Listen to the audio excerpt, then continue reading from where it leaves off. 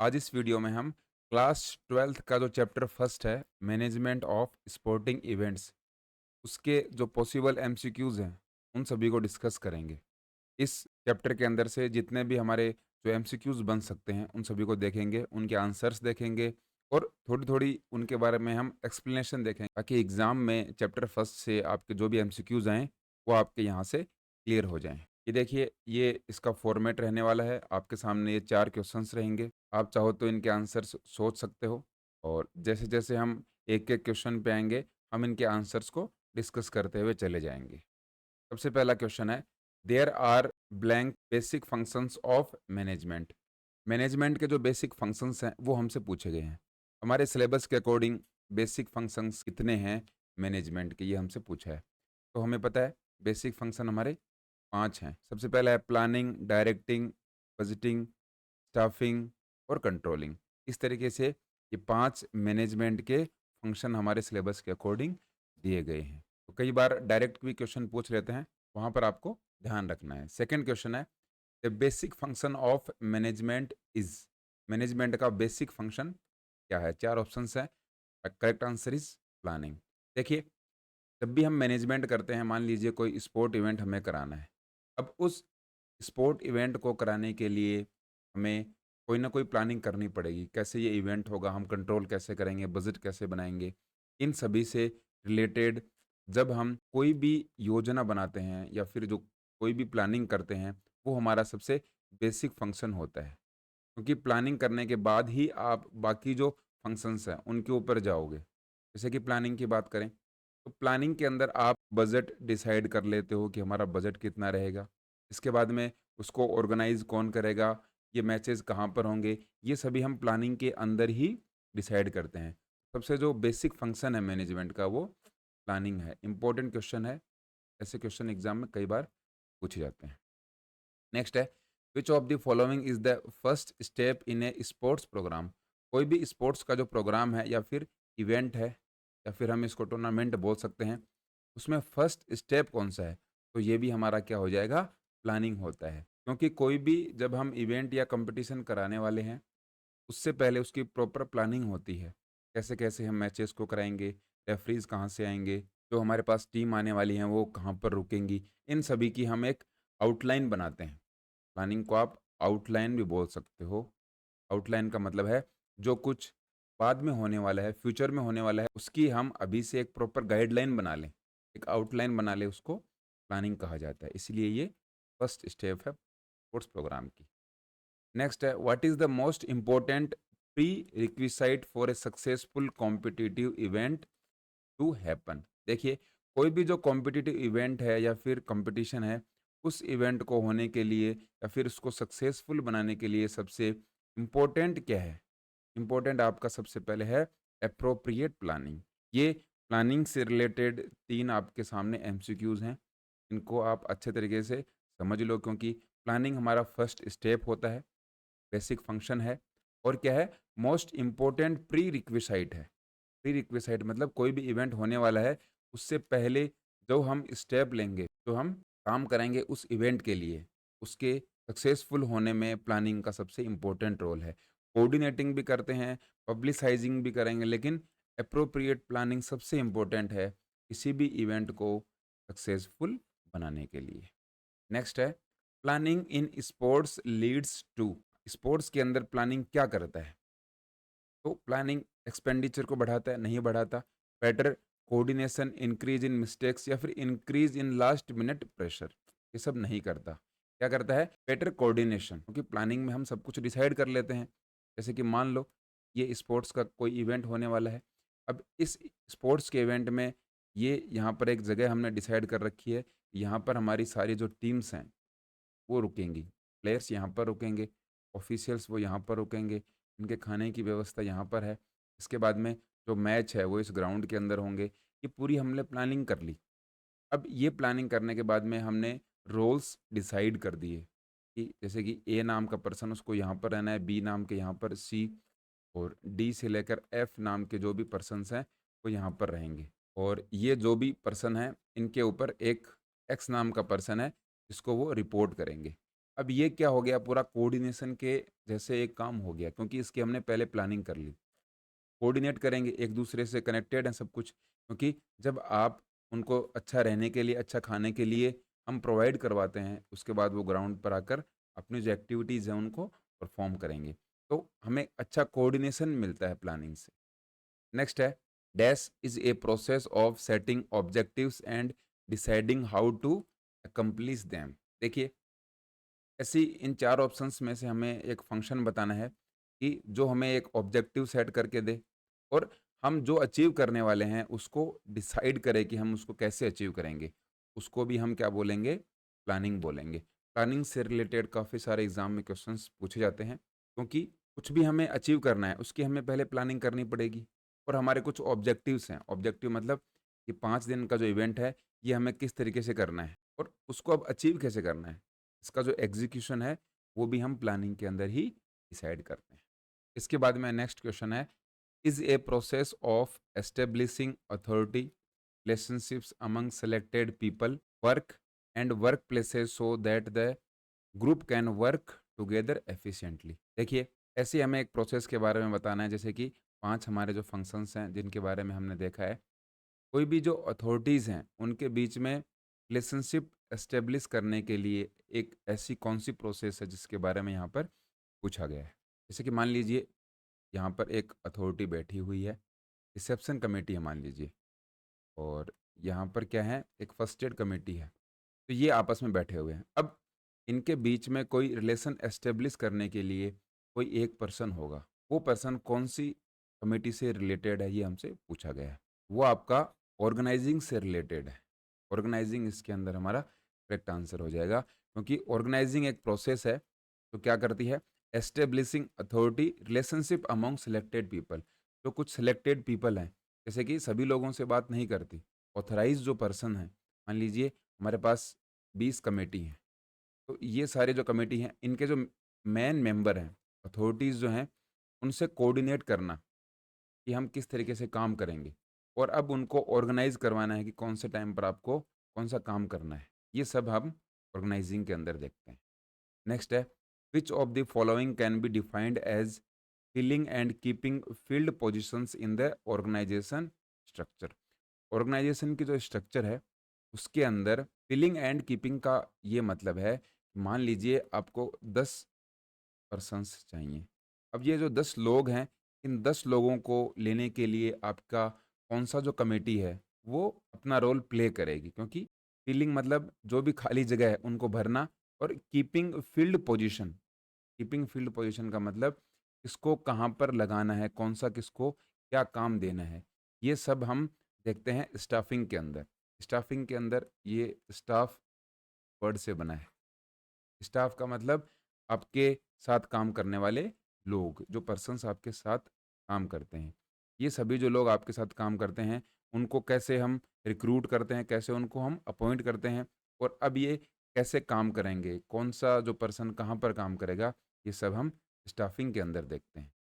इसके बाद में है, which managerial function is to encourage subordinates to work effectively and efficiently in both the short and long run. देखिए, एक ये मैनेजरियल फंक्शन है। मैनेजरियल फंक्शन मतलब आपको कमांड दी जाएगी, आपको कैसे काम करना है, और एनकरेज सबऑर्डिनेट्स, ये बॉस है और इसके नीचे ये 5 काम करने वाले लोग हैं। अब ये 5-6 जो काम करने वाले लोग हैं, इनसे अच्छा काम हम किस तरीके से करवा सकते हैं? उनको बार-बार एनकरेज करना है, मोटिवेटेड उनको रखना है, और उनका जो प्रॉपर आउटपुट है, वो हम किस तरीके से ले सकते हैं? एक तो शॉर्ट टर्म का मान लीजिए आपको कोई काम 5 दिन में कंप्लीट करवाना है, और उस 5 दिन को कंप्लीट करवाने के लिए आपको उनका सपोर्ट चाहिए, क्योंकि वो अगर पूरी एनर्जी से काम करते हैं तो आप उस काम को करवा पाओगे। उसके लिए कौन-सा फंक्शंस या फिर मैनेजरियल फंक्शंस इम्पोर्टेंट है, या फिर एम्प्लॉइज़ को आपको 5 साल तक रखना है। अब 5 ईयर्स तक आप उसको कैसे मोटिवेटेड रखोगे और आपकी कंपनी में या फिर आपकी जो भी ऑर्गेनाइज़ेशन है उसमें वो अच्छा काम कर सके। ये फंक्शन हम देखते हैं डायरेक्टिंग के अंदर। हमारे जो 5 फंक्शंस थे, उसमें ये हमारे डायरेक्टिंग के अंदर आते हैं, क्योंकि आप उनको डायरेक्ट कर रहे हो। डायरेक्टर जैसे कि एक मूवी के अंदर होता है, वो बताता है कि आपको किस तरीके से काम करना है, एक्टिंग किस तरीके से करनी है। हमारी जो ऑर्गेनाइजेशंस हैं, उसके अंदर भी इसी तरीके से काम होता है। Purchase of sports equipment is the work of the committee के बारे में पूछा है कि जो भी स्पोर्ट्स के इक्विपमेंट्स हैं, वो परचेज करने के लिए, वो खरीदने के लिए कौन-सी कमेटी ज़रूरी होती है। ये आपकी फाइनेंस कमेटी रिस्पॉन्सिबल होती है, क्योंकि फाइनेंस कमेटी के पास आपका क्या रहता है, बजट रहता है। बजट का मतलब पैसे का हिसाब-किताब रहता है। ये उनका ही काम है स्पोर्ट्स इक्विपमेंट को खरीदना, या फिर आपका कितना खर्चा होने वाला है, आपकी कितनी इनकम होने वाली है, उसका पूरा जो रिकॉर्ड है वो फाइनेंस कमेटी हमारी रखती है। What is the main work of finance committee in the tournament? एक टूर्नामेंट के अंदर फाइनेंस कमेटी का मेन काम क्या होता है? तो ये क्या करते हैं, prepare budget of the tournament. जो भी आपका टूर्नामेंट हो रहा है उसका एक बजट बनाते हैं। मान लीजिए कोई 5 दिन का एक टूर्नामेंट होने वाला है। अब उसके लिए जो तैयारियां हैं उसमें भी पैसा खर्च होगा, पब्लिसिटी हमें करनी पड़ेगी। जो बाहर की टीम आएंगी उनको हमें खाना भी खिलाना पड़ेगा, वो कहाँ पर स्टे करेंगे, ये सभी हमें फैसिलिटीज़ देखनी पड़ती हैं। उनका एक वो बजट तैयार करते हैं कि इतना हमारा एक एस्टिमेटेड कॉस्ट है वो लग जाएगी। लॉजिस्टिक्स कमेटी डील्स विथ, जो हमारी लॉजिस्टिक्स कमेटी होती है वो किससे डील करती है? 4 ऑप्शंस आपके सामने हैं, अकोमोडेशन, मेडिकल स्टाफ, ट्रांसपोर्टेशन या फिर ऑल ऑफ द अबोव। तो आपका करेक्ट आंसर डी हो जाएगा इसके अंदर। देखिए, लॉजिस्टिक्स के अंदर आपका क्या आता है, आपका जो भी सामान है, उस सामान को कैसे आपको रखना है, आप कहाँ पर रहोगे, और आपकी जो ग्राउंड है, मान लीजिए यहाँ पर ग्राउंड है और यहाँ पर आपकी रुकने की व्यवस्था है, ये अकोमोडेशन आपका हो गया। यहाँ से यहाँ तक आने के लिए जो कमेटी रिस्पॉन्सिबल होती है वो होती है लॉजिस्टिक कमेटी। लॉजिस्टिक कमेटी आपकी अकोमोडेशन मतलब रहने की व्यवस्था देखती है।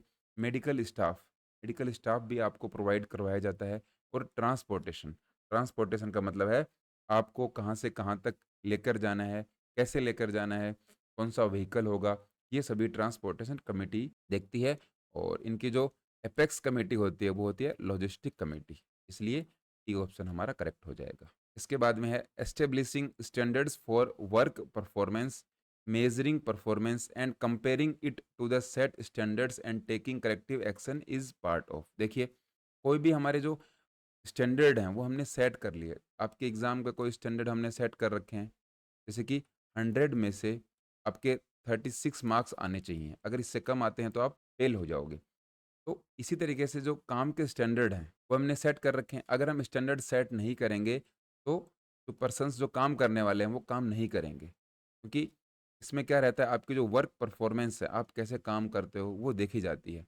आपकी जो परफॉर्मेंस है उसको मेज़र किया जाता है और कंपेयर किया जाता है। जो स्टैंडर्ड बने हुए हैं, स्टैंडर्ड बनने का मतलब है, जैसे कि एक हम आपकी स्कूल के टीचर्स का एग्जाम्पल लेकर देखें, टीचर्स को ये बताया जाता है कि आप एक दिन में 4 लेक्चर्स लोगे या फिर 5 लेक्चर्स लेते हो, वो इनका स्टैंडर्ड है।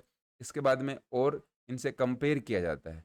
कुछ टीचर्स हैं वो 6 लेक्चर्स ले रहे हैं, कुछ टीचर्स 2 ही लेक्चर्स लेते हैं, कंपेयर किया जाता है उनके काम को। इसके बाद में उनका जो रिज़ल्ट है वो कंपेयर कर सकते हैं। जैसे कि किसी टीचर का रिज़ल्ट 100% रहता है, किसी टीचर का रिज़ल्ट कम रहता है। इस तरीके से जो उनका काम है, उनके जो वर्क की परफॉर्मेंस है उसको हम मेज़र करते हैं। अब ये हम किसके अंदर करते हैं? तो ये हम करेंगे कंट्रोलिंग के अंदर, क्योंकि कंट्रोलिंग में हम कंट्रोल करते हैं। अगर उनके काम को हम मेज़र करके कंट्रोल नहीं करेंगे, तो हमारा जो मैनेजमेंट है वो गड़बड़ हो जाएगा। नेक्स्ट है, the committee responsible for liaison with print media is committee. देखिए, प्रिंट मीडिया है, उसके साथ लाइज़न बनाने का, लाइज़न बनाने का मतलब है कि उनसे जो रिलेशनशिप है कि हम आज ये इवेंट करने वाले हैं, इस इवेंट के बारे में आपको हम बताएँगे। तो प्रिंट मीडिया का मतलब होता है जैसे कि न्यूज़पेपर्स हो गए। न्यूज़पेपर्स में आपको मान लीजिए अपनी न्यूज़ देनी है इवेंट की।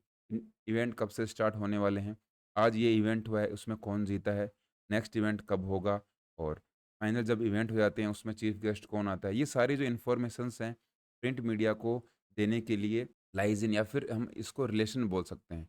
ये काम कौन-सी कमेटी करती है? ये आपकी करती है मार्केटिंग कमेटी, जो कि प्रचार करने का काम करती है। जो भी इवेंट होता है उससे पहले इवेंट के बारे में बताते हैं कि ये इवेंट इस तरीके से होने वाला है। उसके बाद में जब इवेंट चल रहा हो तो इवेंट के बारे में बताएँगे कि आज के इवेंट में इस टीम ने जीत हासिल की, इस तरीके से बताते हैं। इवेंट जब कंप्लीट हो जाता है तो उसकी पूरी समरी बताते हैं, कितनी टीम आई थी, कैसे हमने इवेंट्स को ऑर्गेनाइज करवाया, कौन कौन से वेन्यूज़ थे, ये सब कुछ कौन सी कमेटी देखती है? Marketing committee. नेक्स्ट है pre tournament task are done. Pre tournament की जो टास्क है वो कब की जाती है? तो ये तो सिंपल सा क्वेश्चन है। आपका जो टूर्नामेंट है उससे होने से पहले ये प्री टूर्नामेंट टास्क कर लिए जाते हैं। कौन कौन से टास्क होते हैं ये हमारा वीडियो है उसके अंदर दे रखा है। चैप्टर फर्स्ट का जो कंप्लीट वीडियो है उसके अंदर पूरी इन्फॉर्मेशन दे रखी है। प्री टूर्नामेंट, ड्यूरिंग टूर्नामेंट और आफ्टर द टूर्नामेंट, इन तीनों के बारे में बता रखा है। In planning defining procedure means, देखिए प्लानिंग के अंदर कोई भी जो प्रोसीजर है उसको डिफाइन करने का क्या मतलब होता है? ये होता है डिफाइनिंग कोर्स ऑफ एक्शन, मतलब हमें कौन सा काम कैसे करना है उसको पूरा डिफाइन करना होता है प्लानिंग के अंदर। क्योंकि जब हम प्लानिंग करेंगे तो हमें कैसे एक्शंस लेने हैं, उस काम को कैसे हमें कंप्लीट करना है, वो हम डिफाइन करेंगे, बताएंगे हमारी टीम को। तो डिफाइनिंग प्रोसीजर का यही मतलब होता है कि कोर्स ऑफ एक्शन, आपका जो काम है वो किस तरीके से होना है, आप उसकी डायरेक्शन क्या है, उसका पाथ क्या रहने वाला है। उसके बाद में है if odd numbers of teams are participating in a round robin tournament then the formula for calculating number of rounds. देखिए ऑड नंबर का मतलब 5 टीम पार्टिसिपेट कर रही हैं, मान लीजिए एग्जांपल ले लिया हमने, और राउंड रॉबिन टूर्नामेंट के अंदर तो नंबर ऑफ राउंड्स कितने होंगे, नंबर ऑफ राउंड्स कितने होने वाले हैं। तो देखिए ऑड और इवन के बारे में हमने देखा था। अगर ऑड टीम है और यहाँ पर है इवन टीम, अगर ऑड टीम है तो जितनी टीम है उतने ही आपके राउंड रहेंगे। इवन टीम है तो आपके n-1 राउंड हो जाएंगे। तो ऑड टीम मतलब 5 थे, मतलब 5 टीम है तो 5 राउंड हो गए। इवन टीम में मान लीजिए 6 टीम थी, 6-1, इसके भी कितने हो गए? 5 राउंड हो गए। करेक्ट आंसर हमारा हो जाएगा n। और ये आपका किसके लिए है? ऑड के लिए। इवन के लिए हमारा होता है n-1, तो आपको ये याद रखना है। अब इवन में n-1 क्यों हुआ? क्योंकि जब इवन टीम होती हैं वो एक दूसरे के साथ खेल लेती हैं तो उनका इजीली निकल जाता है। जैसे कि 6 टीम थी, अब हर एक टीम को एक दूसरे के साथ खेलना है, तो 6 ने पहले एक के साथ खेला, फिर 2, फिर 3, फिर 4 और फिर 5। 1 राउंड, 2 राउंड, 3 राउंड, 4 राउंड और 5। 6 टीमों के 5 राउंड हो गए। अब मान लीजिए 5 टीम है, तो ये टीम पहले एक के साथ खेलेगी, फिर दूसरे नंबर की टीम, फिर तीसरे नंबर की टीम, फिर चौथे नंबर की टीम। अब 1, 2, 3, 4, 4 बार 4 राउंड हो गए, 1, 2, 3, 4। लेकिन अब जब 5 टीमें होती हैं, तो एक टीम हमेशा बच जाएगी, वो किसके साथ में खेलेगी? जैसे कि 5 टीमें हैं, एक के साथ ये खेल ली, इसके साथ ये 4 टीमें हो गई, एक टीम बच गई। यहाँ पर ध्यान लगाइए इस सर्कल के अंदर। अब ये 5 टीमें हैं, अब ये जो बची हुई टीम है, ये किसके साथ खेलेगी? इसको देनी पड़ेगी बाई। यहाँ पर एक जो होता है वो बाई का एक राउंड होगा। हर एक राउंड के अंदर एक टीम को बाई मिलेगी। तो इस तरीके से 1, 2, 3, 4, 5, यहाँ पर कितने हो जाते हैं? 5 राउंड हो जाते हैं। आई होप आप समझे होंगे। वैसे जो वीडियो है कंप्लीट चैप्टर फर्स्ट का उसमें बहुत डिटेल में बता रखा है, और ये वीडियो आपको स्कूल इंजीनियर यूट्यूब चैनल पर मिल जाएगा। डिस्क्रिप्शन में उसका लिंक भी आपको मिलेगा, वहाँ से आप उसको अच्छे से समझ सकते हैं। नेक्स्ट देखते हैं, in a knockout tournament if byes are in odd numbers then number of byes in lower half is calculated by. देखिए नॉकआउट टूर्नामेंट में हम बाइज किस तरीके से देते हैं? मान लीजिए 11 टीम है, तो सबसे पहले तो 11 टीमों को हम 2 हाफ में डिवाइड कर देते हैं। अपर हाफ में 6 टीम आ गई और लोअर हाफ में 5 टीम आ गई। ये यहाँ पर कौन सा हाफ है? Lower half. इस तरीके से इनको डिस्ट्रीब्यूट कर दिया। अब जब हम 22 देने की बारी आती है तो 22 हम किस तरीके से देते हैं? 22 हम सबसे पहले भाई लोअर हाफ में देते हैं। लोअर हाफ में एक 22 दी। 11 टीमें हैं तो 22 इसके अंदर हमारी 5 आएंगी, क्योंकि 2 की पावर इसके अंदर कितनी आएगी?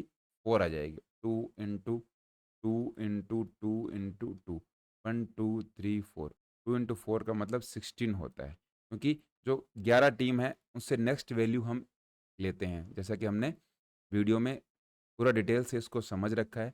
5 22 दी जाएंगी, तो इसके अंदर लोअर हाफ में पहली 22 दी जाती है, तो 3 22 तो कितनी होगी आपकी लोअर हाफ में, और 2 22 दी जाएंगी अपर हाफ में। इस तरीके से ये जो 5 22 हैं ये हम देते हैं नॉकआउट टूर्नामेंट में। इसमें पहली 22 लोअर हाफ की टीम को दी जाती है, उसके बाद में अपर हाफ को, इसके बाद में फिर लोअर हाफ और फिर अपर हाफ, और फिर ये लोअर हाफ। इस तरीके से 522 दी जाती हैं। अगर हमारी जो 22 हैं, यहाँ पर ओड नंबर दे रखा है। 22 अगर आप ओड नंबर में देते हो, ओड नंबर का मतलब 5 22 हमने दी, 5 22 में 3 22 तो लोअर हाफ में और 2 22 कहाँ चलेगी? अपर हाफ में। इस तरीके से अगर हम इसका फॉर्मूला बनाना चाहें तो बना सकते हैं। फॉर्मूला आपको बाद में बनाना है, मैंने आपको समझाया था। पहले आपको ये समझना है, समझने के बाद आप फॉर्मूला बना सकते हैं। तो एन का मतलब number of 22, number of 22 plus 1/2, ये तो आपका हो जाएगा लोअर हाफ के लिए, और अपर हाफ के लिए हो जाएगा नंबर ऑफ 22 माइनस 1/2। इसको आप निकाल भी सकते हो। नंबर ऑफ 22 हमारे पास कितनी थी? 5 माइनस 1/2 कितना आया? 4 आ गया। एन बी प्लस 1, 5 प्लस 1/2 कितना आया? 6/2 3। इस तरीके से ऊपर कितना आएगा? 4/2 कितना आ गया? 2, नीचे 3 आ गया। आई होप आप समझे होंगे। तो इसका करेक्ट आंसर हमें लोअर हाफ का पूछा था। लोअर हाफ का आपका हो जाएगा N B plus 1/2। Upper half का पूछते तो N B minus 1/2। Lower half का होता है और ये होता है अपर हाफ का। नेक्स्ट है, in a knockout tournament if 9 teams are participating the number of byes in upper half will be. 9 team है और 9 से जो 2 की पावर में नेक्स्ट वैल्यू है 16 का मतलब इनके बीच में गैप है 7 22 दी जाएंगी। 7 22 दी जाएंगी तो 4 22 कितनी लोअर हाफ में मिलेंगी, 3 22 मिलेंगी अपर हाफ में। ये हमने इसके अंदर जो पहले वाला क्वेश्चन है उसमें देखा भी था। हमसे पूछा गया है कि अपर हाफ के अंदर आपकी कितनी बाइज रहेंगी, तो 3 हमारा करेक्ट आंसर हो जाएगा। A is the correct answer. In a knockout tournament fourth bye will be given. Fourth bye कौन से हाफ में दी जाती है? तो हमने देखा था जैसे कि ये नॉकआउट टूर्नामेंट इस तरीके से हो गया, 2 पार्ट में डिवाइड कर दिया। 11 टीम का एग्जाम्पल वापस ले लेते हैं। 11 टीम में 6 टीम अपर हाफ में है, 5 टीम लोअर हाफ में। नीचे कितनी 22 हम दी जाएंगी? नीचे हम 3 22 देंगे, ऊपर हम 2 22 देते हैं। फॉर्मूला क्या रहता है? पहली जो लोअर हाफ की लास्ट टीम है उसको पहली बाई देते हैं, उसके बाद में अपर हाफ की जो पहली टीम है उसको दूसरी बाई देते हैं, उसके बाद में लोअर हाफ की जो फर्स्ट टीम है उसको तीसरी बाई, उसके बाद में नेक्स्ट जो बाई है वो मिलती है अपर हाफ की लास्ट टीम को। इसके बाद में जो पांचवी बाई है वो कहाँ पर मिलेगी? लोअर हाफ की सेकेंड लास्ट टीम को। इस तरीके से ये कितनी बाइज हो गई? 3 बाइज हो गई। यहाँ पर कितनी बाइज हो गई? 2। 5 बाइज देनी थी। हमसे क्या पूछा हुआ है? फोर्थ बाई हम कहाँ पर देते हैं? तो ये हम बात करें तो ये है आपका अपर हाफ, ये है आपका लोअर हाफ। फोर्थ बाई पूछी थी, ये रही फोर्थ बाई। तो ये फोर्थ बाई है अपर हाफ की लास्ट टीम को, लास्ट टीम, और ये रहा अपर हाफ। ऑप्शन में कहाँ है? Last team of upper half, option B. इस तरीके से आपको ये सॉल्व करना है। इस चैप्टर की वीडियो में हमने इसको डिटेल में भी समझा है। बाकी इसकी पीडीएफ आपको स्कूल इंजीनियर टेलीग्राम चैनल पर मिल ही जाएगी। How many matches will be played in second round if 14 teams are participating in a knockout tournament? काफ़ी इंटरेस्टिंग क्वेश्चन है। तो यहाँ पर देखिए दे रखा है कितनी टीम्स हैं? 14। 2 की पावर में जो नेक्स्ट वैल्यू है वो है 16। कितनी 22 दी जाएंगी? 2 22 दी जाएंगी। 2 22 दे देंगे। 14 टीम है, इसमें से 2 22 दे दी। इसका मतलब अब 12 टीमों के बीच में जो मैच होंगे वो कितने होंगे? 6 मैच होंगे। 6 मैच 12 टीमों के बीच में हो गए और 2 हमें क्या मिली हैं? 22 मिली हैं। ये दोनों टीम भी आगे जाएंगी। तो 2 टीम तो ये रही और 6 मैच हो गए, 6 टीम बाहर हो गई, 6 टीम ये हो गई। 6 और 2 कितनी टीम हो गई? 8 टीम हो गई। हमसे क्या पूछा गया है कि सेकेंड राउंड में मैच कितने होंगे? तो 8 टीम है, इसका मतलब 4 मैच होंगे हमारे सेकेंड राउंड के अंदर। आंसर देख लेते हैं। 4 हमारा करेक्ट आंसर है। आप समझे होंगे क्योंकि हमने इसको डिटेल में वीडियो में भी समझा है। दोबारा देखते हैं। देखिए 14 टीम थी, 2 को क्या मिल गई? बाई मिल गई। अब हमारे पास 12 टीम बची। 12 टीमों के जब मैच होंगे तो 6 मैच होंगे। 6 मैच होंगे, इसका मतलब 6 टीम नॉकआउट में बाहर हो गई। यहाँ पर आ गई हमारी 6 टीम्स। 2 को 22 मिली थी, तो अब इनके सेकेंड राउंड में मैच होंगे क्योंकि 22 कहाँ पर हम देते हैं? फर्स्ट राउंड में ही देते हैं। 6 और 2 8 टीम हो गई। 8 टीम के जब मैच आपस में होंगे तो कितने होंगे? 4 मैच होंगे। इंटरेस्टिंग क्वेश्चन था, आपको पूछ सकते हैं। आपको ये भी पूछा जा सकता है कि फर्स्ट राउंड में कितने मैच होंगे, तो फर्स्ट राउंड में आप मैच बता सकते हो 6 मैचेस होंगे। अगर आपको फर्स्ट राउंड के मैचेस पूछा जाता तो इसका आंसर हो जाता 6 मैचेस, क्योंकि 2 को बाई मिल गई थी। Choose odd one from the checklist of organising a sport event. कोई भी जो स्पोर्ट इवेंट करवाने वाले हैं, 4 ऑप्शंस में से हमें बताना है कि ऑड वन कौन सा है। ऑड हमारा आर्ट इंटीग्रेशन है, क्योंकि जब भी हम स्पोर्ट्स इवेंट कराते हैं उसमें अकोमोडेशन मतलब हमारी टीम्स कहाँ रहेंगी उसको भी हम देखते हैं, कहाँ पर होने वाला है इवेंट उसको भी हम देखते हैं, और स्पॉन्सरशिप भी बहुत ही इंपॉर्टेंट रोल प्ले करता है, क्योंकि हमें फाइनेंस और पैसों की ज़रूरत पड़ती है, तो हम कोई स्पॉन्सरशिप देखते हैं कि कोई पैसा लगा दे और हम इवेंट को और अच्छे से करवा पाएँ। लेकिन आर्ट इंटीग्रेशन इसके अंदर हमें देखने को नहीं मिलता। नेक्स्ट है to plan the schedule of the tournament including date venue of tournament is the responsibility of which committee. देखिए, कोई भी जो टूर्नामेंट हम करवाने वाले हैं उसकी डेट क्या होने वाली है, कहाँ पर वो टूर्नामेंट होगा, और पूरी जो रिस्पॉन्सिबिलिटी है इसकी शेड्यूल को प्लान करने की, वो कौन सी कमेटी की होती है। ये आपकी प्री टूर्नामेंट कमेटी होती है, वो पूरा डिसाइड करती है, क्योंकि कौन सी डेट को मैचेस होंगे या फिर टूर्नामेंट आपके कौन से डेट को होंगे, कहाँ पर होंगे, ये सभी टूर्नामेंट से पहले ही डिसाइड करना होता है। ये हमारा ये ऑप्शन करेक्ट हो जाएगा।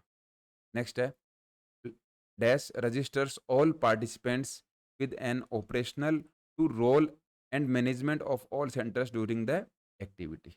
देखिए, इसके अंदर क्या पूछा गया है, एक कमेटी के बारे में पूछा गया है, जो क्या करती है, जो भी हमारे सेंटर्स रहते हैं एक्टिविटी में, उन सेंटर्स का मैनेजमेंट देखती है, और क्या होता है ऑपरेशनल टू रोल, जो भी हमारे पार्टिसिपेंट हैं उनको रजिस्टर करने का काम करती है, वो कमेटी हमारी होती है एक्रेडिटेशन कमेटी। एक्रेडिटेशन को आप मान्यता भी बोल सकते हो, जो एक्रेडिट करती है। नेक्स्ट है formula for calculating numbers of matches in league fixture. League के हमारे जो फिक्सचर्स होते हैं उसके अंदर नंबर ऑफ मैचेस हम किस तरीके से कैलकुलेट करते हैं, ये हमसे पूछा गया है। सिंपल सा क्वेश्चन है, करेक्ट आंसर हो जाएगा n (n-1/2). ये किसका है, सिंगल लीग का है, यहाँ पर नहीं पूछा गया तो सिंगल लीग है, और अगर डबल लीग हो तो n(n-1) होता है। बाकी आपको कहीं पर भी सिंगल और डबल नहीं दिया हुआ हो तो मान के चलना है कि वो सिंगल ही है, तो n(n-1). n का मतलब समझ लीजिए 8 टीमें हैं, n का मतलब नंबर ऑफ टीम्स है, इंटू 7/2, ये आ जाएगा 428 मैचेस होंगे। सिंगल लीग का ही हम देखते हैं generally. S is the advantage privilege given to a team usually by drawing a lot exempted the team from playing the match in first round। First round के अंदर कोई टीम कोई भी मैच नहीं खेलती, उसको हम क्या बोलते हैं, उसको एक प्रिविलेज या फिर एडवांटेज मिल जाता है, उसको हम बोलते हैं बाई। बाई हमेशा फर्स्ट राउंड में ही मिलेगी, ये सबसे इंपॉर्टेंट है बाईज के लिए। फर्स्ट राउंड में टीम को बाई मिलती है, उस राउंड में वो टीम नहीं खेलती, डायरेक्ट सेकेंड राउंड में पहुंच जाती है, उसको हम बाईज बोलते हैं। इंट्रामुरल्स मीन्स, इंट्रामुरल्स क्या होते हैं, तो ये आपके होते हैं विद इन द इंस्टीट्यूट। आपका जो इंस्टीट्यूट है, मान लीजिए आपका कोई स्कूल है या फिर कॉलेज है, कॉलेज के अंदर आपके जो हाउस की एक्टिविटीज़ होती हैं या फिर क्लास की एक्टिविटीज़ होती हैं, स्पोर्ट्स के कॉम्पिटिशन्स होते हैं, उसको हम इंट्रामुरल बोलेंगे। या फिर हम एक्स्ट्रा मुरल की बात करें तो ये आपकी स्कूल ए है और ये आपकी स्कूल बी है, दोनों स्कूल के बीच में जब मैचेस होते हैं वो आपके हो जाते हैं एक्स्ट्रा मुरल। मुरल का मतलब होता है दीवार या फिर वॉल। इंट्रा का मतलब एक ही दीवार के अंदर जब टूर्नामेंट होंगे वो होंगे इंट्रा मुरल। आपकी दीवार के बाहर मतलब आपका जो इंस्टीट्यूट है वो दूसरे इंस्टीट्यूट के साथ में मैच खेलता है, वो आ जाएगा आउटसाइड द इंस्टीट्यूट, मतलब यहाँ पर आ गया एक्स्ट्रा मुरल। नेक्स्ट है the third bye will go to knockout tournament. ये हमने देखा था, थर्ड बाई किसको दी जाती है, फर्स्ट बाई यहाँ पर ये, और सेकंड यहाँ, और थर्ड यहाँ। थर्ड मतलब लोअर हाफ की फर्स्ट टीम को, यहाँ पर आप देख भी सकते हो टॉप ऑफ लोअर हाफ, ये लोअर हाफ है, इसका टॉप यहाँ पर दी जाती है। तो प्रोसीजर हमने वीडियो में डिस्कस कर रखा है। In dash type of tournament all the teams are treated same. कौन से टूर्नामेंट के अंदर सभी टीम्स को इक्वल ट्रीट किया जाता है, तो ये आपका लीग टूर्नामेंट रहता है। लीग टूर्नामेंट में कोई भी बाइज नहीं मिलती, आपको हर एक टीम के साथ खेलना है, और आपके अगर पॉइंट ज़्यादा हैं तो आप नेक्स्ट राउंड में चले जाते हो। आपके साथ ना तो भेदभाव किया जाता है, ना ही आपको कोई एडवांटेज मिलता है।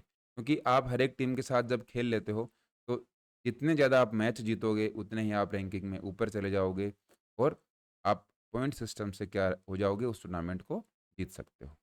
नेक्स्ट है, in which tournament every team plays with every other team twice. एक टीम दूसरी टीम के साथ 2 बार खेलती है, उस टूर्नामेंट को हम क्या बोलेंगे? उसको बोलेंगे डबल लीग। ये हमने देखा भी था। सिंगल लीग में एक टीम दूसरी टीम के साथ 1 बार खेलेगी, डबल लीग में एक टीम दूसरी टीम के साथ कितनी बार खेलती है? 2 बार खेलती है। In cyclic league tournament teams are rotated. Cyclic में जैसे कि मान लीजिए 6 टीम है, 1, 2, 3, 4, 5, 6, 6 का 1 के साथ में, 5 का 2 के साथ में और 4 का 3 के साथ में। इस तरीके से मैचेज़ होते हैं। अब इनको इस तरीके से घुमाया जाता है clockwise.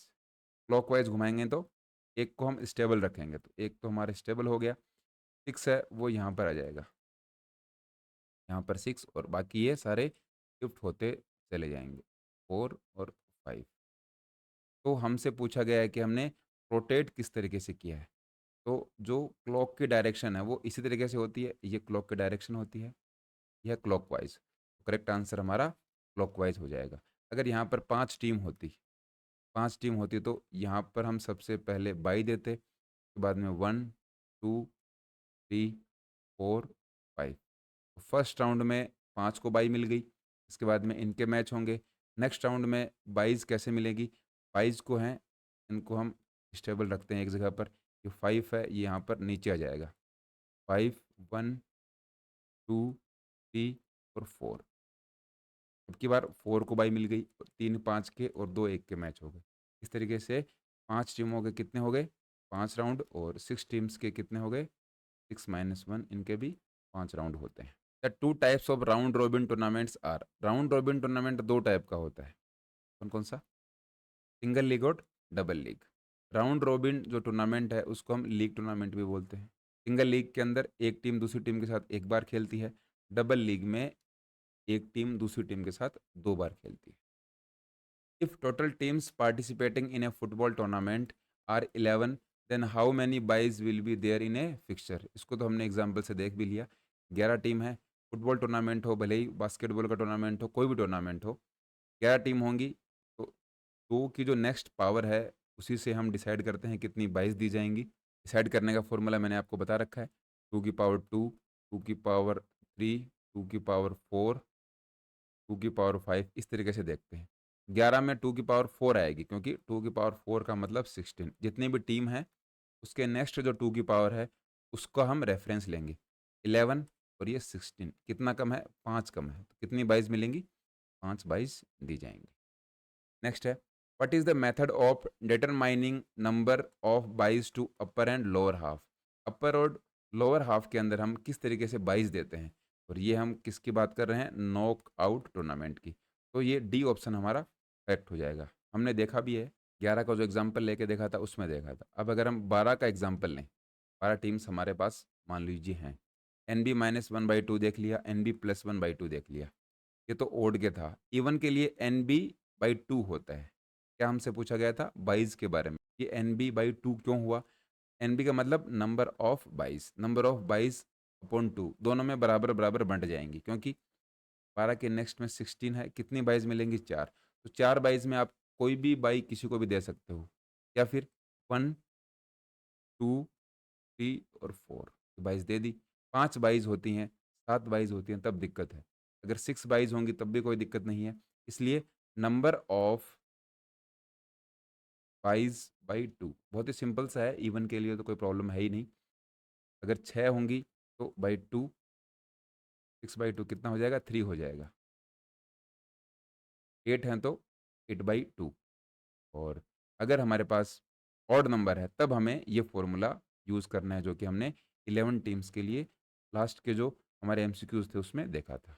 In dash greater number of matches are played by the teams, every team gets a rank according to its ability.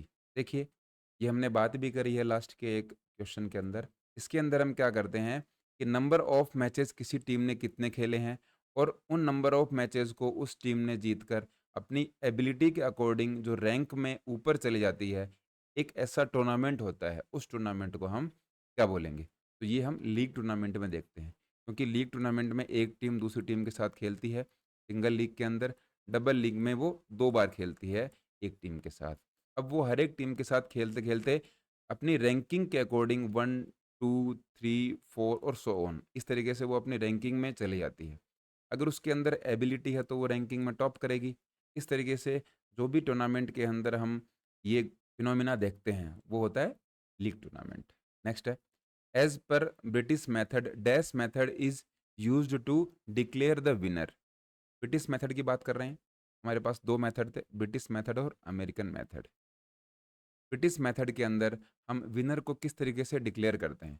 इसके अंदर हमारा राइट आंसर हो जाएगा total points obtained upon total possible points into 100। इसका मतलब है, मान लीजिए आप 40 पॉइंट ऑब्टेन कर सकते थे, आपको मिले हैं 18 पॉइंट्स, इसको 100 से मल्टीप्लाई कर देते हैं। जो यहाँ पर हमें वैल्यू मिलती है, उससे हम विनर को डिक्लेयर करते हैं। मान लीजिए हमारे पास कितने मैच थे? 20 मैच थे। 20 मैच में हर एक मैच के 2 पॉइंट थे, तो 40 पॉइंट्स आप अचीव कर सकते हो। मैक्सिमम आपके 40 आ गया। अब आपने उसमें से कितने पॉइंट अचीव किए हैं, वो आपको डिसाइड करना है। जैसे कि आपने 9 मैच जीते, 9 इंटू 2 इज़िकल टू 18, तो आपके 18/40 इस तरीके से आ गया। ये ब्रिटिश मेथड का फॉर्मूला है। नेक्स्ट है, if n is equal to 25 so teams in lower half will be. देखिए 25 टीम है आपके पास, अपर और लोअर हाफ, तो ये हमने 11 टीमों का एग्जाम्पल लेके देखा था। सबसे पहले अगर 25 को हम डिवाइड करें तो कितना आएगा? 12.5। तो कोई भी टीम को हम आधा आधा डिवाइड नहीं कर सकते, तो इसके लिए बहुत ही सिंपल सा हमने रूल कर रखा है। जब हम टीम्स को डिवाइड करेंगे तो ये रहा अपर हाफ और ये रहा लोअर हाफ, ये किसके अंदर होता है ये आपको ध्यान रखना है, नॉकआउट टूर्नामेंट के अंदर होता है। अपर हाफ में आपकी जो टीम्स हैं, अगर आपके पास ओड वैल्यू आए तो एक टीम ज़्यादा रहेगी अपर हाफ में। अगर हम 22 की बात करें तो 22 आपके लोअर हाफ में ज़्यादा रहेगी ओड टीम्स के लिए, या फिर आपके नंबर ऑफ 22 ओड वैल्यू में है तो लोअर हाफ के अंदर आपको एक 22 ज़्यादा रहेगी। जैसा कि हमने लास्ट जो एमसीक्यूज देखे हैं उनमें डिस्कस भी किया है। अब हमसे पूछा गया है अपर हाफ में कितनी रहेंगी, तो 12.5 आ गया, तो ऐसा तो हम कर नहीं सकते। अगर हम इसको 13 कर दें, 13 कर दें तो दूसरी हमारे पास 12 बच गई। तो यही हमने देखा था, अगर आपके पास ओड वैल्यू है तो अपर हाफ में आपके पास एक टीम ज़्यादा रहेगी, लोअर हाफ में एक टीम कम रहेगी। 13 तो आपकी अपर हाफ में आ गई, 12 आपकी क्या आ गई? लोअर हाफ में। इसके बाद में अगर हमसे 22 पूछ लेते कि 25 टीम है, उनमें आप 22 कितनी दोगे? तो 25 से जो नेक्स्ट वैल्यू है 2 की पावर में वो है 32। कितना गैप है? 7 का गैप है। तो 7 22 दी जाएँगी। अब अपर और लोअर हाफ में हम 22 किस तरीके से देते हैं? लोअर हाफ में हम 22 देना स्टार्ट करते हैं। इसके बाद में अपर हाफ में देते हैं। 1, 2 इस तरीके से 22 दी जाती हैं। फिर 3, 4, 5, 6 और ये 7 इस तरीके से 22 दी जाती हैं। तो 1, 2, 3, 4 4 22 आपकी लोअर हाफ में और 3 22 कहाँ पर आ गई? अपर हाफ के अंदर। क्योंकि फ़ॉर्मूला भी हमने देखा था, 22 का फ़ॉर्मूला क्या है? NB + 1/2। ये किसके लिए है? लोअर हाफ के लिए। अपर हाफ के लिए क्या है? NB - 1/2। तो ये आंसर हम देख लेते हैं। 12 आंसर हमारा आ गया। क्या पूछा गया था? लोअर हाफ का पूछा था। लोअर हाफ में हमारे कितनी टीम है? 12 टीम्स। नेक्स्ट है, dash is a privilege given to outstanding players to straight away compete in quarter finals. कोई हमारे आउटस्टैंडिंग प्लेयर्स हैं या फिर उस टूर्नामेंट के लास्ट ईयर के जो चैंपियन हैं, उनको हम एक बेनिफिट देते हैं। इससे क्या होता है, वो स्टार्टिंग के मैचेस नहीं खेलते, डायरेक्ट क्वार्टर फाइनल्स में खेलते हैं। उस प्रिविलेज को, उस जो फिनोमिना है उसको क्या बोलते हैं? इसको आप बोलते हैं स्पेशल सीडिंग।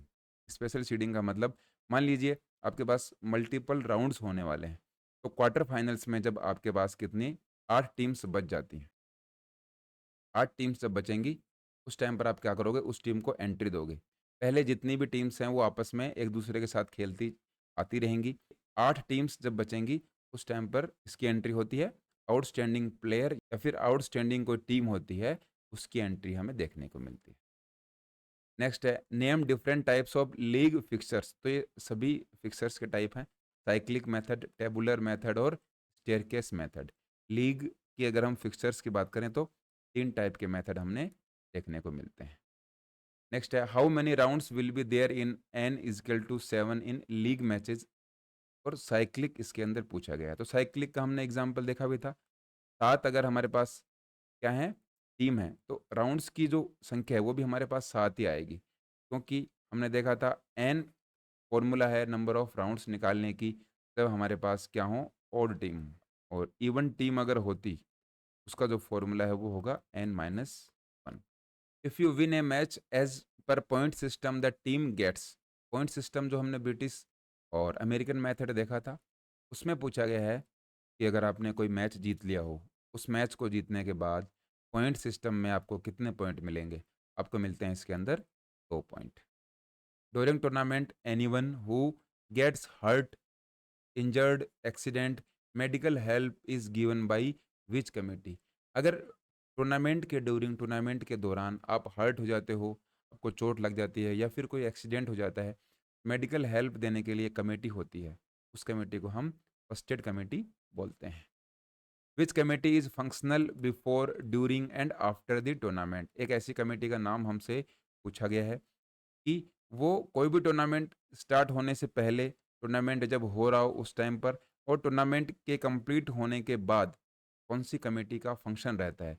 यह आपकी रहती है ट्रांसपोर्ट कमेटी, क्योंकि जब टीम्स आएंगी तो उनको कहीं ना कहीं से लेकर आना पड़ेगा। उसके बाद में जब टीम्स खेलती हैं तो जहाँ पर टीम्स रुकी हुई हैं और यहाँ पर ग्राउंड है, यहाँ से वहाँ तक ट्रांसपोर्ट कमेटी का काम होता है। जब टूर्नामेंट कंप्लीट हो जाता है, अब टीम्स को स्टेशन या फिर बस स्टेशन छोड़ने के लिए जाना पड़ता है। ये सारा ट्रांसपोर्ट कमेटी का काम बिफोर, ड्यूरिंग और आफ्टर टूर्नामेंट भी चलता रहता है। नेक्स्ट है if n is equal to 34 then how many matches will be there in knockout. Knockout के अंदर मैचेस फाइंड आउट करने का सिंपल सा फॉर्मूला है n-1। जितनी भी टीम है उनसे एक मैच कम होगा। तो 34 टीम है तो मैचेस होंगे 33। अगर यहाँ पर टीम 12 होती तो 11 मैच होते। इस तरीके से नॉकआउट के जो मैचेस हैं उनको निकालने का तो बहुत ही सिंपल सा फॉर्मूला है n-1, which is also called round robin. Round robin किसको बोलते हैं, तो आप लीग टूर्नामेंट को राउंड रोबिन टूर्नामेंट बोलते हो। लीग टूर्नामेंट 2 टाइप का होता है, सिंगल लीग और double league. Round robin league tournament को बोला जाता है, इंपॉर्टेंट है, ध्यान में रखना है। Which is a fixed schedule where day, date, time is mentioned for participating team.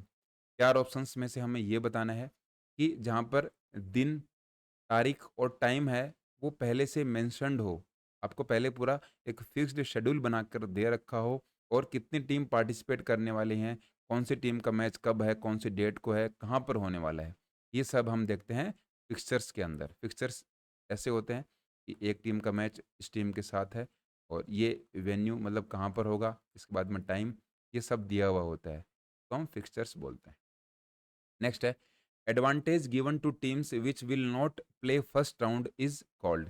First round जो टीम नहीं खेलती, उस एडवांटेज को हम क्या बोलते हैं, तो उसको हम बाई बोलते हैं। फर्स्ट राउंड में ही बाई मिलती है, उस एडवांटेज को क्या बोला जाता है, बाई बोला जाता है। If n is equal to 29, इसका मतलब है नंबर ऑफ टीम्स 29 है, then how many byes will be there in knockout. 29 teams हैं, उसके बाद में बाइज कितनी दी जाएंगी, 2 की पावर में नेक्स्ट वैल्यू हमारे पास 32 है। कितने का गैप है, 3 का गैप है, 3 बाइज मिलेंगी। करेक्ट आंसर हो जाएगा बी। अपर और लोअर हाफ की बात करें तो लोअर हाफ में 2 बाइज रहेंगी और अपर हाफ में 1 बाई दी जाएगी। In the placement of byes fourth bye is given to. ये सेम ही क्वेश्चन है। फोर्थ बाई किसको दी जाती है, last team of upper half. Upper half की लास्ट टीम को बाई मिलती है। इसका एक्सप्लेनेशन हमने देखा भी था लास्ट क्वेश्चन के अंदर। To avoid the careless mistake under pressure and to achieve the goal which of them should be more valuable. देखिए, कोई भी हम अगर मिस्टेक कर देते हैं, केयरलेस होकर कोई मिस्टेक करते हैं, या फिर अंडर प्रेशर आकर हम कोई मिस्टेक करते हैं अपने गोल को अचीव करने से रोकने के लिए, ये सभी हम कैसे अवॉइड कर सकते हैं, इनसे हम कैसे बच सकते हैं। अगर हम वो काम कर लें जिससे ये मिस्टेक्स ना हो, ऐसा क्या है, वो है आपकी प्लानिंग। आपकी प्लानिंग इतनी फुल प्रूफ है कि आपको कोई भी प्रॉब्लम नहीं होगी। आपने पूरा क्या कर लिया है, 360 डिसाइड कर लिया है कि कौन-सा काम कैसे होगा, अगर ये प्रॉब्लम आई तो हमें इसका सॉल्यूशन किस तरीके से निकालना है। उस टाइम पर हमें क्या देखने को मिलता है कि हमारा जो इवेंट है वो बहुत ईज़िली हो जाएगा, हमें प्रॉब्लम फेस करनी नहीं पड़ेगी। नेक्स्ट है publication of rules and regulation should be done. जो भी आपके रूल्स और रेगुलेशंस हैं, उनका पब्लिकेशन टूर्नामेंट से पहले करना है, टूर्नामेंट के टाइम पर करना है या फिर टूर्नामेंट के बाद आपको करना है। तो ये तो बहुत ही सिंपल सा क्वेश्चन है, आप टूर्नामेंट से पहले ही करोगे। कोई भी आपको जो इवेंट होने वाला है, उससे पहले आप उसके रूल्स और रेगुलेशंस पब्लिश कर देते हो, सबको बता देते हो।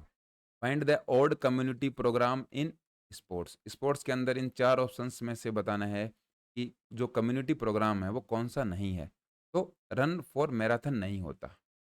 हमारे जो सिलेबस है उसमें स्पोर्ट्स डे है, रन फॉर रन है और रन फॉर हेल्थ है। ये तीनों हमें देखने को मिलते हैं, लेकिन रन फॉर मैराथन नहीं है। State level, national level tournaments are best examples of.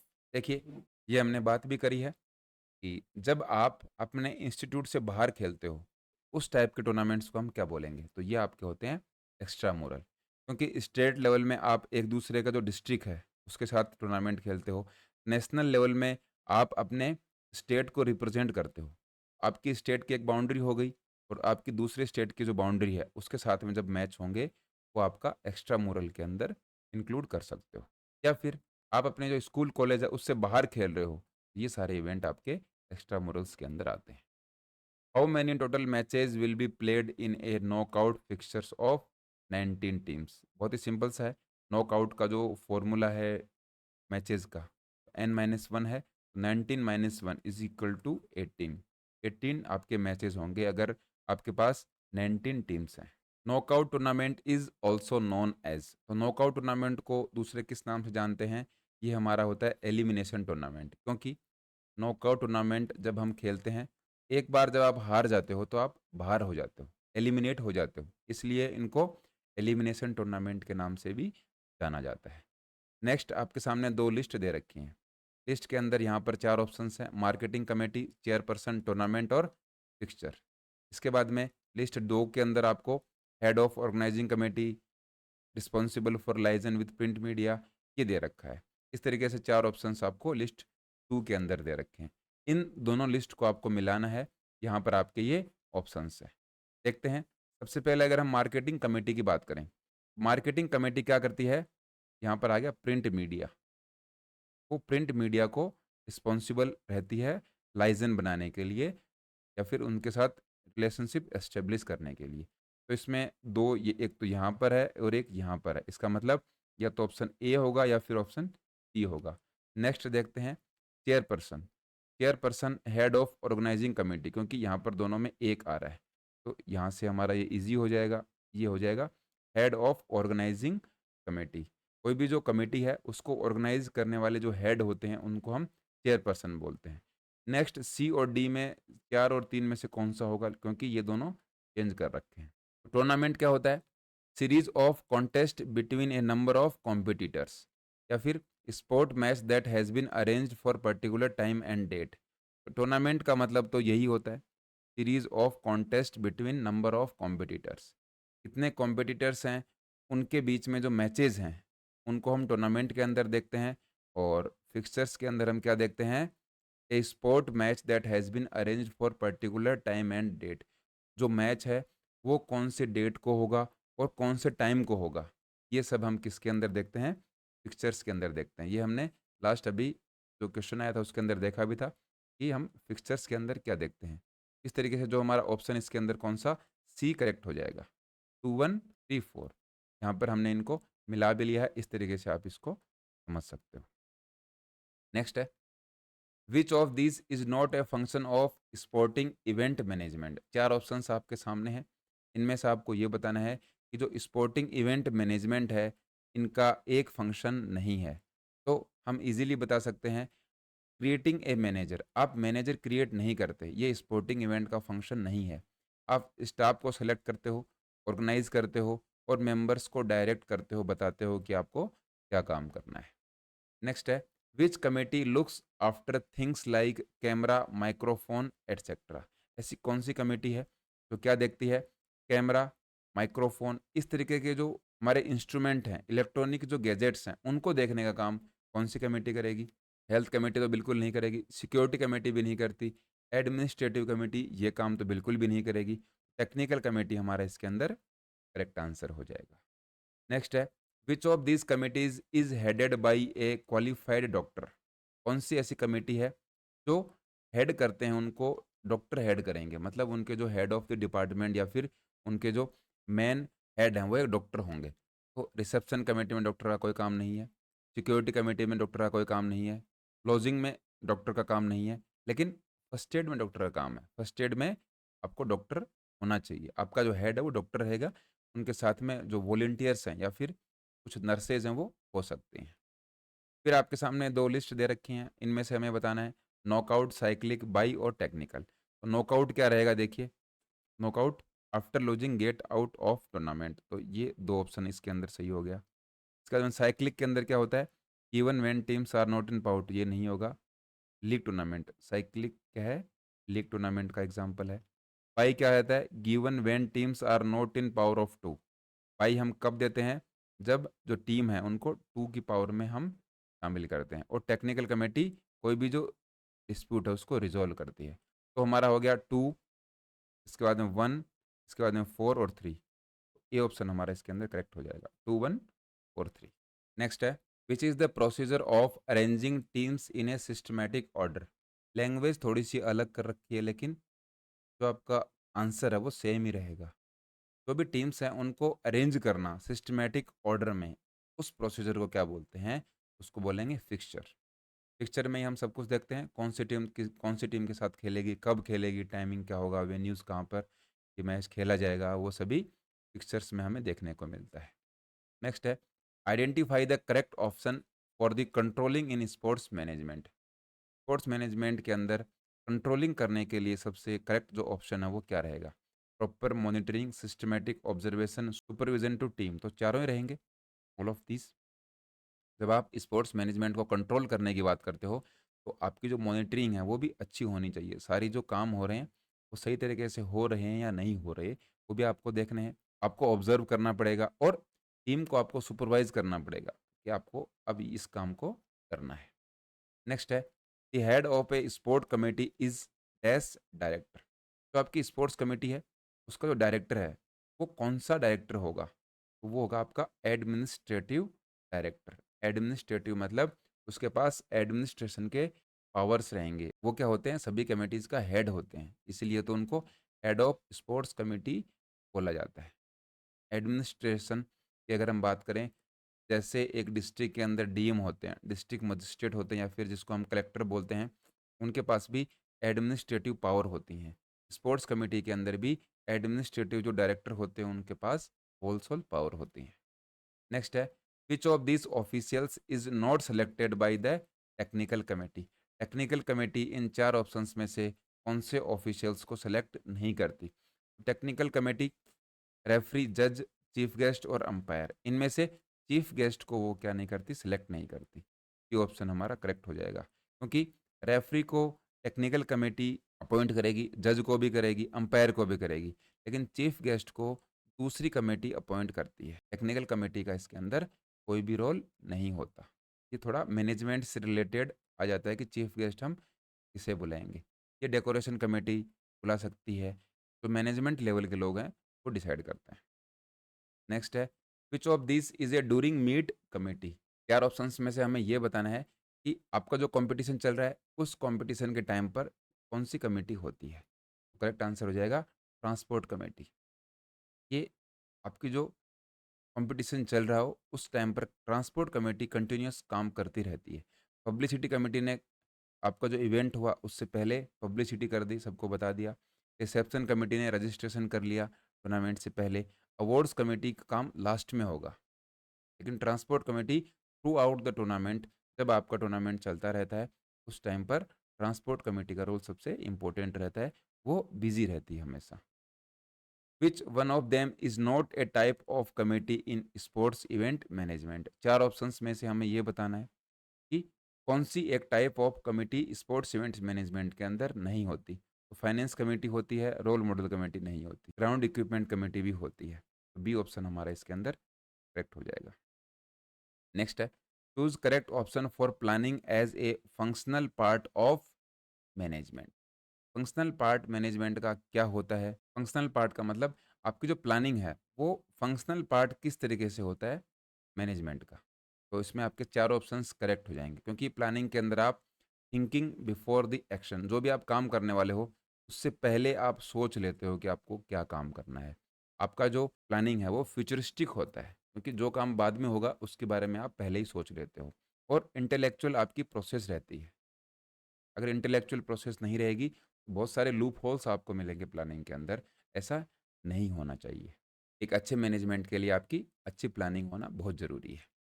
Next है, it is a method in which the players और teams directly participate in the quarter final और सेमीफाइनल मैचेस। चार ऑप्शंस में से हमें ये बताना है कि कोई टीम है वो डायरेक्टली पार्टिसिपेट करती है या तो क्वार्टर फाइनल में या फिर सेमीफाइनल में। ऐसे ही थोड़ी-सी घुमा के जो लैंग्वेज एक पहले भी क्वेश्चन आया था, उसमें पूछी गई थी कि क्वार्टर फाइनल में डायरेक्ट टीम कौन-सी खेलती है। अब आपको क्वेश्चन में सेमीफाइनल भी दे रखा है, तो एग्ज़ाम में आपको क्वार्टर फाइनल और सेमीफाइनल दोनों मिलेंगे कि वो टीम है वो first round, second round, third round में नहीं खेलेगी। डायरेक्ट क्वार्टर फाइनल या फिर सेमीफाइनल में खेलती है। इस प्रोसेस को हम बोलते हैं सीडिंग। यहाँ पर अगर सुपर सीडिंग होता तो हम उस आंसर को करेक्ट कर देते। उसको हम सुपर सीडिंग भी बोल सकते हैं। सुपर सीडिंग में डायरेक्ट क्वार्टर फाइनल और सेमीफाइनल में मैचेस वो टीम्स खेलती हैं। जो टीम्स क्या होती हैं, बहुत ही अच्छी टीम्स होती हैं या फिर पास्ट जो रिकॉर्ड है उस टूर्नामेंट का उन टीम्स का अच्छा होता है। या तो वो विनर्स टीम होती हैं या फिर लंबे टाइम से वो टूर्नामेंट्स को जीतती आ रही हैं। ऐसी जो टीम्स हैं उनको हम सुपर सीड करते हैं। या तो उनको क्वार्टर फाइनल में डायरेक्ट हम खिलाते हैं या फिर सेमीफाइनल में खिलाते हैं। उसको सीडिंग बोला जाता है। और ऑप्शन में अगर सीडिंग और सुपर सीडिंग दोनों मिले तो आपको सुपर सीडिंग जो ऑप्शन है उसको करेक्ट करना है। तो इस तरीके से जो चैप्टर फर्स्ट है क्लास 12th का फिजिकल एजुकेशन के अंदर, उसके जो पॉसिबल एमसीक्यूज़ हैं वो हमने इस वीडियो में डिस्कस कर लिए हैं। ये जो वीडियो है आपके लिए बहुत ज़्यादा हेल्पफुल रहेगी। आपकी जो भी एग्ज़ाम होने वाली है उसमें जो एमसीक्यूज़ आपको मिलेंगे तो लगभग आपको इस वीडियो से मिलने के पूरे चांसेस हैं। बाकी पीडीएफ आपको स्कूल इंजीनियर टेलीग्राम चैनल पर मिल जाएगी। डिस्क्रिप्शन में उसका लिंक है। इस वीडियो की पूरी जो एक्सप्लेनेशन है उसके लिए चैप्टर फर्स्ट की डिटेल में जो वीडियो है, लिंक भी आपको डिस्क्रिप्शन में मिलेगा यूट्यूब चैनल के। ये जो वीडियो है जिसमें हमने क्वेश्चंस के बारे में डिस्कस किया, इनको डिटेल में एक्सप्लेन किया हुआ है हमारी चैप्टर फर्स्ट की वीडियो में, जिसका लिंक आपको डिस्क्रिप्शन में मिलेगा। आप उस वीडियो को देखने के बाद इन क्वेश्चन आंसर्स को सॉल्व कर सकते हो, या फिर आप डायरेक्टली भी आते हो तब भी आपके ये कंसेप्ट क्लियर हो जाएंगे। तो बस ऐसे ही हम ट्राई करेंगे सभी जो चैप्टर्स हैं उनके एमसीक्यूज आपको प्रोवाइड करवाने की। फिलहाल इस वीडियो में इतना ही। जय हिंद।